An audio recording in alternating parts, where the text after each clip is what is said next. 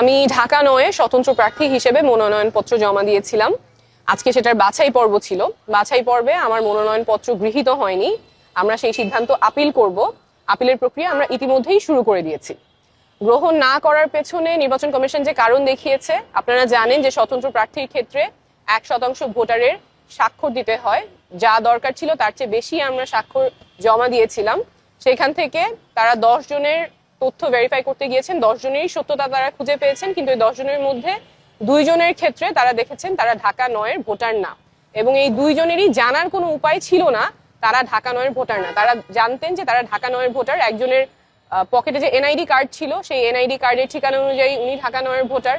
আরেকজনের বাসা খিলগাঁয়ে যেহেতু ঢাকা 9 এবং 11 দুইটাই আসন আছে, উনি জানতেন উনি ঢাকা 9-এর ভোটার, সেই বিশ্বাসে উনি স্বাক্ষর করেছেন, কিন্তু নির্বাচন কমিশনের তথ্য অনুযায়ী উনি ঢাকা 11-র ভোটার। এই দুইটা ব্যতিক্রম বাদে বাকি সবকিছু আমাদের তথ্য সঠিক ছিল। আমরা আপিল করব এবং আমরা যেই লড়াইয়ে নেমেছি, স্বচ্ছতা এবং জবাবদিহিতার রাজনীতি, সেই লড়াই আমাদের চালু থাকবে।